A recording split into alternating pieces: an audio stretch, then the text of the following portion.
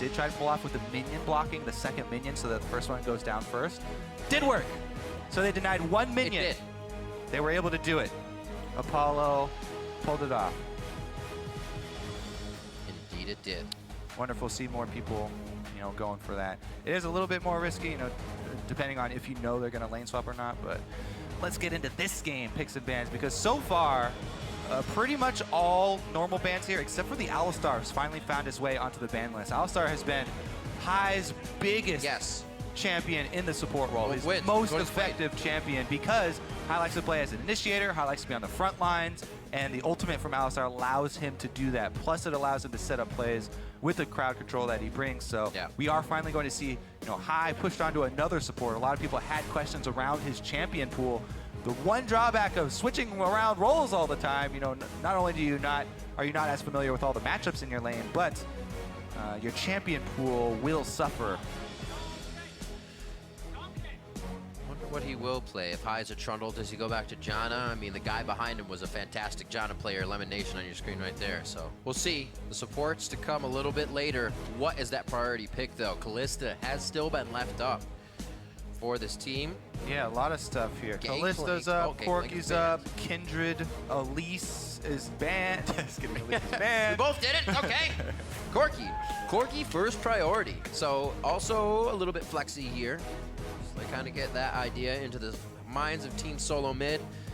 Not a for sure first pick. Haunter's Poppy has been banned out over and over again. We actually saw him with some pretty fantastic mechanical play on that Poppy. Haunter is definitely the quickest of the North American players to pick up the champion. Had two very, very strong performances on it. Even though they only got one win, he was definitely the bright spot for TSM and performed well even in their loss. Looking at Corky, though, is a flexible pick. North America still does play it a significant amount in the AD carry role as well as mid lane.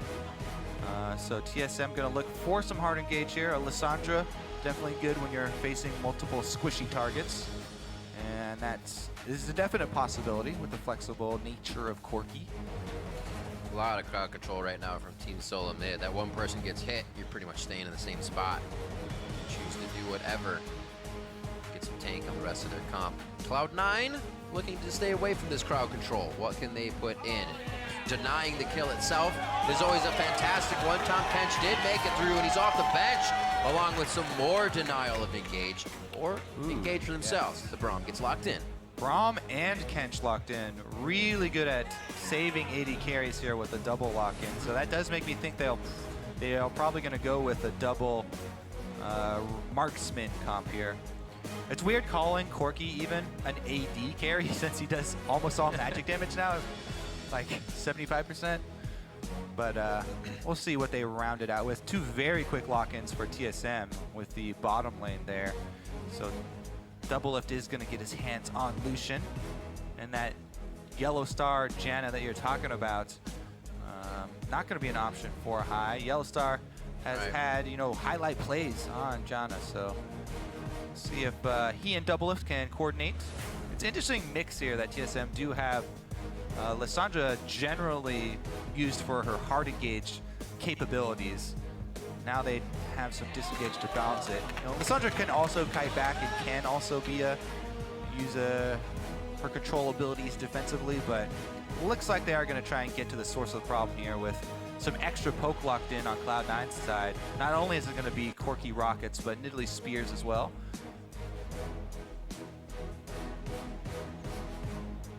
Interesting, rushes Nidalee. He can get himself into quite a bit of trouble on that champion. True. As we've seen in recent weeks, and he likes to be aggressive. He says it just about in every one of his interviews. And the last time he had that Nidalee was against Impulse. We saw him go a little too ham. Yeah, one of the reasons why I'm so excited for this particular game is that Rush and Svenskeren actually have fairly similar styles as far as jungling goes. Good point. And they're both very alpha-oriented junglers, and we'll see who can actually get the lead. Svenskeren being on Rex side might go for the farm route though, and try and just use the ultimate over and over again to get back out onto the field and farm quicker. Bjergsen locks in some bursts to follow up on Lissandra's play though. Trying to keep it diverse for himself. Twisted Fate, Syndra, and Ari so far. He played that Syndra twice, so this Victor, yeah, this Bjergsen will be his first Victor pick. This Bjergsen is also going to be a huge part of the wave clear. TSM have actually drafted a lot of wave clear to try and hold up to any sort of siege that Cloud9 opt for. Lissandra wave clear is also fairly strong. It's a little bit more dangerous as you have to proc your Q on the front line to get it to explode onto the back range of minions, but Victor also means that they do have many options, as well as Lucius Culling. So TSM actually drafting some good answers here later into the draft phase. Well, I feel like we're going to get later into the game with this one, as we have been in the past weeks. Let us know which team you think has the edge in this match. Tweet hashtag C9win or hashtag TSM win to @LOL Esports. And we'll update the fan vote once we are into game. Those lineups right there. I hope this is going to be a bloody mess of the game, because those are all aggressive players at one point in their career. I'd love to see it right now. Week 3, let's go. Power spike for all the teams. We're on to the Rift. The level 1 power spike. Go get him. Honestly, though, Nidalee does have a pretty strong level 1 power spike as far as clearing the jungle. Let's see if Rush starts out with the traps and starts spamming them on multiple camps early.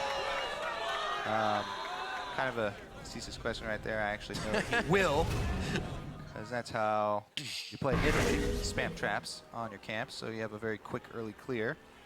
But anyway, the general game plan here for Cloud9 is going to be to work around Rush's early aggressive style. They've got the Tristana, so if Rush is able to exert pressure early with the Nidalee, then he can rotate into lanes, just pressure the lanes by throwing spears and allow Sneaky time to get up explosive charges onto the spear or onto the turrets for early turret damage and try and knock down the outer turrets early with that combo. Rush can do this in either the duo lane or heading to Jensen's lane and trying to help Corki as well. Just putting around. All right, Jensen, now's your time to do it. We heard Bjergsen talking a little bit about the Cloud9 of old and how picks and bans became the situation where they win the game. Yeah, defensive wards there for TSM did see the entry. They will also see the exit. I think they exited the brush. Pings are going down, actually, and they're going to stick around for this delayed invade on topside. Topside's where the action is, by the way. Let's keep our looking over there. High does have a ward. Can he try and steal this? Nope, Svenskeren saves his smite because they saw them. Smart play there. High won't be able to get much done. Actually looking. He's going to keep it up, though. He's going to delay him. High was able to completely push Svenskeren after sharing any of that experience. Or, I'm sorry, Hanser. Meanwhile, not too big of a deal. Balls forced to flash in the bottom lane. Double lift. Oh! Can't decide whether to go for it or not. In a lane swap scenario, though, taking some extra turret hits there probably won't hurt him. Right. As he probably won't fight anybody for a long time now. So, not a big deal. But they were able to get Balls flash out from there. Yeah. Balls was trying to go with the greedy play there, trying to get some lane experience. Did get some. So, small experience advantage there. Cloud9 jump out to the 100 gold lead. Woo. Balls going to that top side. He's going to try to get this turret real quick, so C9 may be a little bit behind here. They gave the blue buff over to Hanser, so he can spam Qs and try and help them clear minion waves, but that's not generally a problem. And also, you lose out on some of the bonus experience from the jungle item by not giving the last hit of the main monster in the camp to the actual jungler. So net experience lost for the team. We'll see if the blue buff on Lissandra is actually worth it. And they actually do use it in some way to pressure quicker. Up top, though, it's hard to keep up with explosive charge there. Tristana's going to knock down that turret very quickly, so I don't think it will be too big of an issue. Both teams should get them around the same time. Just keep an eye on the bouncing of the waves. Looks like both teams will correctly bounce them. Yep, that's how you want it. Boop it up there. It's going to be so that it stops a little bit further on Cloud9's side, so it's going to focus on minion. Also, that side of the wave kind of brings in the minions quicker, so you get more C9 minions. Good to go. Rush doing a little counter jungling now. He didn't want to start that red anyway. I don't know what you guys are talking about. It's good to go. There we go. Whoa! What a dangerous jump. Ring around the rosy from Yellow Star and Rush. This is actually really, really dangerous of Rush to go for that, especially going for a blind. This is their weak side now. I mean, both teams have swapped back their duo lane, so this is no longer the strong side for Cloud9, but Rush doing Rush things. He waited. He gets the flash. Waited for the Howling Gale, gets the smite down. Svenskeren in the right spot at the right time, but Rush playing with fire here, and he is in control of it. He's level 5 to Svenskeren's level 3. Rush did get the triple buff, I believe. I was paying way too much attention to power bouncing and not to the jungling. Well, this is the Rush is a game, very right? rare case, but he says what's going on. He makes the moves. Rush is going to be able to make those visits to the lane very early. He's got a tremendous experience lead on Svenskeren now. And not only is it a lead now, but it's going to get even worse for Svenskeren because the rest of his red side was counter jungled. So now his play is only to go and soak experience with the duo lane. So he's going to get a third of a solo lane experience. I mean, you do get a small buff just from having multiple people there, but the Gromp will be the only thing that he can get from this side since Rush just took the Wolves. So the Wolves will not respawn for a while here. And it looks like lane it swap is gonna games be definitely become a kind of a dance of the junglers. Who can do it better? Who makes the better move? Right now, a 28-12 Rush over Svenskeren. And it looks like he's not going to stop here. Takes out the tunnel. He should just head to the other side of the river after placing some wards. Yep. Meanwhile, Balls and Hansar are dead even on experience. Hansar's trying to come down here and soak some solo lane, but he won't be able to. If he moves up far, he'll get killed. So Hansar right now is actually kind of wasting time. He's gaining a small amount of information by forcing the rest of Cloud9 up, but that's about it. Meanwhile, Balls is doing the same thing. So both top laners going to meet up down here.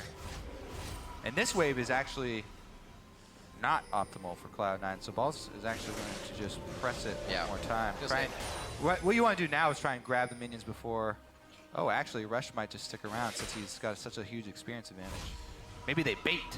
Yeah, I'm saying 11 and 12 CS for Haunter and Balls. They must feel terrible. That's the situation of the game so far, and they'll be okay.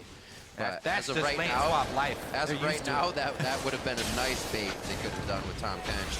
Oh, Jensen going hard, gets the ultimate out. Actually, very nicely done there. A little bit of kill potential now for that mid lane, and heal is down for Bjergsen. Know exactly what he's doing. That's that aggressive style we were talking about from Jensen as well. Cooldown. Let's see if they can actually make something out of that play, though. Because, you know, that is going to at least force Jensen back to base now. And the cooldown on Victor Ultimate not that long. A minute and a half left.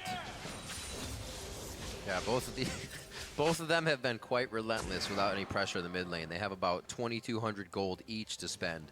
Well, haven't gone back. Without the heal and without the ultimate from Victor, I do expect Rush to apply more pressure there now. Because Jensen just... Oh, he actually didn't go back and purchase. I think he's he must be waiting for an item breakpoint then. Because that was the opportunity. Almost out of mana here. Well, he's got the blue. 400 gold for him right now. Both of them sitting on it. Back. All right. Gentleman's agreement. I mean, Corki can Both buy pit stop. Corki can buy so many different breakpoints. It's actually not that big of a deal. So he goes Fade Sheen. You see the upgrade for Bjergsen. Looks like it would be most likely for his W, and it is. No, I'm sorry, E. Laser upgrade, not W. All right, now let's see if they try and pressure him because they know there's no heal on him. And the ultimate only has about 30 seconds left to come back up. Not going to happen, though. Everybody just farming in sidelines. Just mirrored farming here for the top laners. The wave is almost in exactly the same place as well, so dead even there for them. Yummy. 45-22 in that CS. Svenskeren actually hasn't been able to farm too much with Rush actually countering that jungle over and over again. He's got a finished trackers now. Yep. Doing quite a bit more damage here. And it looks like they're going to start hovering over towards Dragon or something with this mid turret. Yeah, pretty much the big goal difference right now for Cloud9 is sitting all in the jungle and in the mid lane here. Jensen does have a small lead over Bjergsen, and Rush has a significant lead over Svenskeren. Meanwhile, Double Lift, is able to work up marginal CS lead for himself as far as AD carry matchup gets coming back to TSM. So Cloud9 are able to take that first dragon, get the 6%, which doesn't do very much right now, but will definitely provide more gains later. Nope. Another slow kill game on our hands, Cody. Yeah. The biggest thing, though. As we do this, the biggest thing might be first blood. Gray health. He goes over to Yellowstar's side. I actually like his choice of pathing here. He gets away from Double Lift, knowing Yellowstar won't be able to finish that kill. And although he has to blow the flash, they choose the right exit path. Okay, so that was a exhaust for a flash. Now, one of the biggest things I was just about to talk about was the ward coverage. The biggest difference in this game isn't the small gold lead that Cloud9 have gotten, it's the ward coverage. Because Rush got so much of an experience advantage with the early Tracker's Knife done and fully upgraded, he gets the extra move speed from the full upgrade here. All right, he's going to be able to finish counter jungling. But Cloud9 have been constantly on TSM's side. And it's only just now that TSM are getting their own wards deep in on red side with this bottom lane push. All right, prepped Gale. He's gonna let that one charge up, but he gets no pop-up out of it. And Here this comes looks Rush as well to support. So TSM actually pretty deep here. Balls can stack up. all right. They're not split anymore. TSM gets on the same side. It's a good move by Svenskeren there to kind of bolster the ranks. So turret to half. yeah, they see Sneaky's top, so they know at worst it will turn into 4 versus 5 if Hanser collapses as well. But they're sending Hanser up to just play defensively. They don't want Triss to be able to finish off the secondary turret.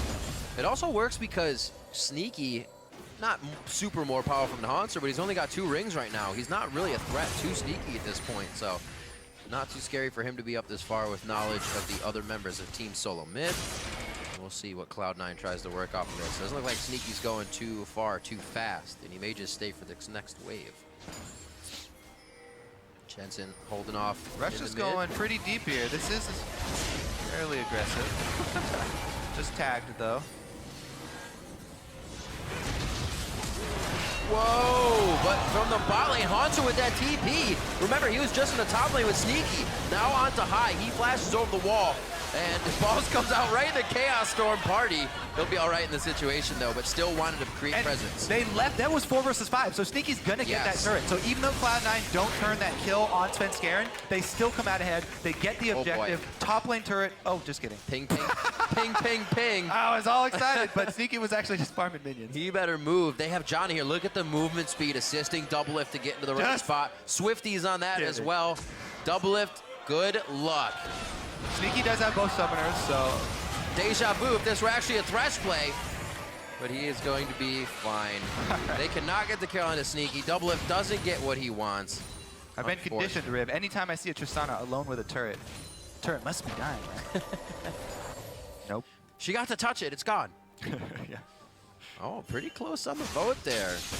Both teams out to play right now, putting their votes out 47 to 53 in the game. Showing a little bit more percentage towards C9 side right now with map pressure and a bit of 1,000 gold lead.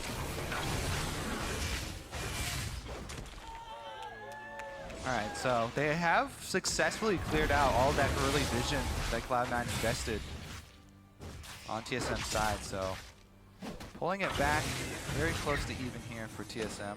I mean, the CS advantage still is for Cloud9, and that's that goal difference that you see. Plus the extra dragon there, giving that 60%. Honestly, Jensen here in the mid lane is about to be a very big threat. Trinity Force is completed. And she's about to all right, no longer a big threat. Just kidding. Corki dumps out damage at this stage of the game, so it doesn't matter. But he's about to hit level 11 as well. So level 11 Corki with blue buff is a huge power spike because the level 2 ultimate from Corki is so much power. High doesn't hit the Q though. Oh, Zoning ultimate. Dodge, he should be good. Winter Spike goes out, and it's only 1-2 more. Unbreakable stops it. Yellow Star's trying to get the pathing on them, so the Howling Gale will cut across, and he's not on the chase. But they do not have the vision. They get it for themselves and realize Rush is coming back. All these waves push for Cloud9, though. They've done such a good job of keeping up the pressure. Now maybe they get at least some damage on the turret because there's no teleport on Hanser. He's backing right now. He will not have home guards. We're only 15 minutes in right now, so that's going to be a slow roll for Hanser to get back to this top lane. Turret's going down. Monsoon ultimate used to save it. That's part of the disengage. They need to stop something like Rush going in right there. But he misses the Javelin. They do not have a play. Cloud9, however, looking very good around the map. Yep. Rush is able to hit that one spear that matters right on the double lift. Yep. With the Luden's Echo proc, or Runic Echo proc. You get it just to lose it. Like, I won the smite anyways. Still have some time on Rift Herald before it goes off the map. So Cloud9 says, let's pick it up. We don't really have much more we can pressure without getting in a dangerous spot. They've actually moved this game forward quite quickly. Mid-turret's what they need to work on, but we've seen teams work around that lately and just take down the sides. This no feeds problem. right into that same game plan of Cloud9 working around Rush's early aggressiveness into the double poke that they have with Corki and Nidalee, and the turret destruction of Tristana. They can just continue to pressure all the lanes. They've been building up now. They got that extra global gold from the extra turret that they've taken on top side, so maybe they can hold on to this dragon. It looks like TSM are going to go for it, though, and try and snag #1 for themselves. I don't think Sneaky can push quick enough, even with the Rift Herald on top lane, to make TSM pay for this dragon, unless Rush lands some God Spears here on the double lift. Not going to be the case. They got the ward. We have to send somebody back here. Yeah, he's going back to try and defend against Sneaky. Got at least throw one, right? So, yeah. Good move there by TSM, able to snag back that dragon. #1 is important for them. I thought he was trying to fog a war onto Bjergsen for a second. I was like, that's real aggressive. So, sorry about that. I was very slow on my comp button. my casting mechanics are gone to the garbage. It's all right. It came out of nowhere, Riv. I'm sorry. Calm down. At least I'm not sick anymore. All That's right. good. Russia under fire here, though. They're going to keep it. Oh, I feel if they hit one of these spears, Rush is just going to be diving into the fight. I'm so ready to see it happen, too. Now, Hanser on the top lane does have that TP back up. Good forward wards here from C9. Would see his rotation over if he were deciding to walk to mid lane. And that's what should be on the docket right now here for Cloud9. The last real turret right in front of their face besides the second tier bottom. And this could be the time that they take it if Bjergsen can't hold the mid lane here and Balls distracts. Balls just waddles away and regens half of that damage. Oh, maybe they're going for a Heal kill? Gray health. Ooh, Hanser's recall is going to go off. No problem. Sneaky not able to find him. Guesses wrong. It's like when you make that run you see him the last time, you're like 1, 2, you count to 8. You hope to be able to find him. So right now for Cloud9 is actually kind of the worrisome stage in the game, even though they're so far ahead, even though they still have the pressure. The onus is on them to create, to keep up that pressure without letting TSM get their flank off. TSM's whole objective right now is to get Hanser first to level 11, and once he's level 11, look for the double flank with him and Rek'Sai to try and find that back line. If Hanser can get off the level 2 ultimate, post level 11, onto the back line, then TSM can crack this. All right, TSM win condition. Get your flank on. See if they can do so. Happy feet. High hits him Walked this time. right into the Glacial Fissure on that one. I don't. He hits him and then flashes backwards. What? All right. I want it, but I don't want it. So you can see that that's High's nature. This is a guy, he always wants to make plays. This constantly, even in a 3 versus 4 situation. A little bit misjudged there. They didn't have deep vision. TSM had the full vision coverage of that side of the map, so they felt confident pulling off that play. But yeah, once again, I think that the reason TSM fully not committing to anything here, they want to get Hanser to level 11 first, then we might see that action. A good spike for them. Still looking for the AD carriers to get it as well. Always nice to have that level of your ultimate on the second one. Essence Reaver, so you finished Infinity Edge. Double Lift's boots, he went that lucidity and finished them up as well. Not too much of a lead. Like you said, Cloud9 does have it. Yeah. Can they still utilize it? Can they make something happen now? Everything was happening so quickly before. Yeah. It is only 2,000 gold. Both teams have Rod of Ages on their team, so the stacking mechanic working similarly for each, as Hanser just completed his, and Rush the same. Yeah, TSM just happy to continue farming, though. Hanser really wants to soak that wave in bottom. He's waiting so patiently, waiting to receive his experience as Sneaky and High push up that bottom lane. It'll be his birthday soon. Look at the Top laner's so happy in lane swap scenarios when they finally get to receive the wave. I've waited 19 and a half minutes. He's getting chunked out, though. As we see, usually would be a kill if that were maybe the level 11 or even a better Can early they game. zone Hanser off of this? Not much damage there. Due to that chunk? There's one hit. If he, yeah, because if he comes in, he dies from high, but he could try to take damage off of the explosive shot. It's too tricky of a game to play. Continue trading turrets here, 1 for 1. TSM actually pretty happy to do this. One, they're on the inhibitor turrets. That means it's probably going to be faster here. They're going for balls, though. The focus is off to make sure they get one down. If balls can stop them on this, that might, Cloud9. That might be enough time for Jensen to get back and defend, though. All right, one goes down, a minute and a half on the Dragon, so after we see this inhibitor battle, that will be on the board. No, Balls goes down, he comes in with Jensen. A little bit of false sense of security. The Monsoon saves him, but also saves Double Lift to slip away from dying. The inhibitor goes down. Now it's on TSM to stay in the base with home guards active 30 seconds ago. If C9 can make it back in time to close out a fight, Jensen's gonna try to stop backs, and the team is staying in the bot lane. Oh, Hunter gets proc! That's the lockdown, the Winter's Bite, the punch, and the concussive blows do concuss Hanser. So both one, but inhibitors are falling. Both top laners go down, being a little bit too aggressive, trying to defend, and Cloud9 comes out and inhibitor ahead, and they're still going. What is going on today? Tostado, baby, the demolitionist. This is absolutely crazy. Jensen is looking, I don't think he saw a double lift. Can TSM get a kill here, though? They've got home guards. Oh, good jump. Nexus turret, 21 minutes in. This is where it gets scary. This is where we've been seeing teams falter, staying too far, too long, and overstaying their welcome. The laser misses High, but the final shots will not, coming from Svenskeren. The rest of the team on the balls. He just came back from being up, and it looks like he'll find himself back down once again. Double Lift gets that kill for himself, one after the other. All right, now let's see if TSM can make anything off of that play. They got the extra 2 kills here. A very short power play, plus all the waves are pushing. And Heartbreaker there for Cloud9 as the turret does not go down. Jensen should be able to get that pretty easily, though. But man, yeah, TSM come back swinging. They grab 2 more kills, so we're back to a dead even game as far as the gold is concerned. The big thing is going to be the super minions down bottom. So there goes High. Talked about his love of creating plays. He's able to make one right there. But the thing is, this early in the game, with lane swap scenarios, you know, if that inhibitor is down and Cloud9 are not proactive and they don't force plays, you know, elsewhere on the map, then it's just going to mean extra farm for TSM, extra farm for Hanser there, because the super minions are going to kill off TSM's minions, and Cloud9 won't be able to farm them. That being said, though, good teams will take advantage of the pressure afforded to them by that inhibitor being down and try and create something else on the other side of the map. As of right now, though, Hanser happily farming away. Yep. Keeping it in the side lanes.